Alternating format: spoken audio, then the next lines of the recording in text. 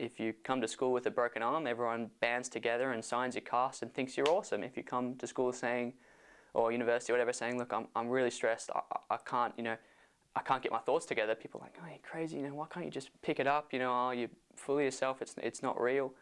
Mental health is still a taboo. We don't talk about our emotions because we fear others might consider us crazy or weird. However, others use mental health terms to describe how they feel. An example of that is OCD.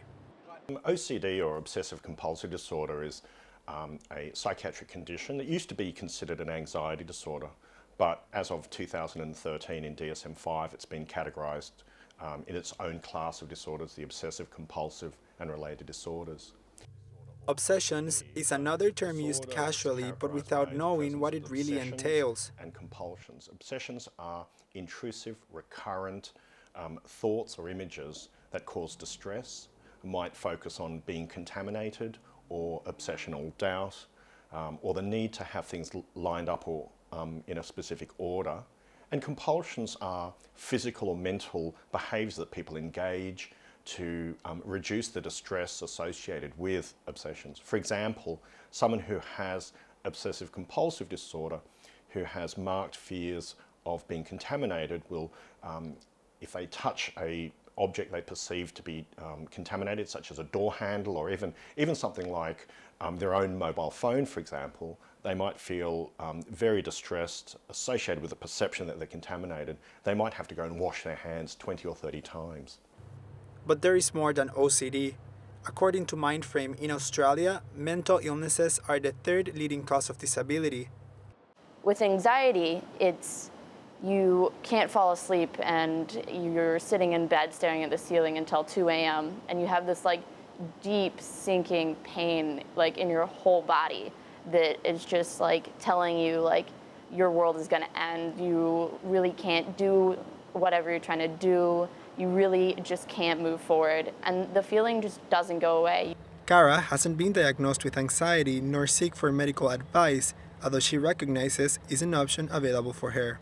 I've only experienced it in the last 3 to 4 years that I've been in college, so it's a lot of me trying to figure out, is it really something that I need help with, or is it something that I can just accomplish on my own, and it's just a part of being in college, a part of being in a stressful situation. And universities in Sydney are trying to open the conversation on mental health. Batyr aims to reduce the stigma surrounding mental health and increase help seeking among students.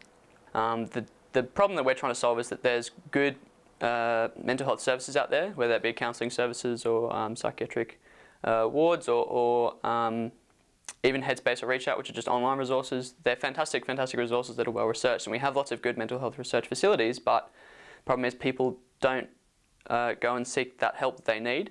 So if you take a class of 30 students, you will have statistically 7 people suffering from mental health issues, and actually only 3 of those people that are suffering will go seek help. So you actually have 4 people dealing with a potentially very serious mental health condition that they don't know what to do or don't know how to deal with. So our goal is to bridge that gap to get those people to go seek the help that they need. Okay, so probably one of the biggest things that we do is we mainly aim to educate and increase the awareness around mental health.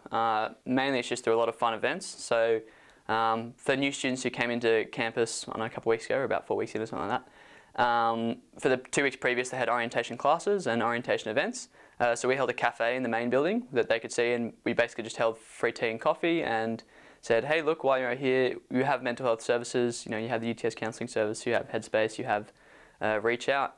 Batyr is the Mental Health Society, so if you have any questions, we can help direct you to the best place possible, but we're not a counselling service ourselves. We're trying to get people to be more comfortable about talking about the mental health before it reaches a very serious crisis point, really, is the best word to say it. Simple acts can serve as support to those struggling emotionally and mentally. Sure, I think the first things you can do is be a good friend and be sympathetic and supportive, to ask your friends how you can help. But the stigma surrounding mental health is latent, and Cara still fears to talk about her anxiety.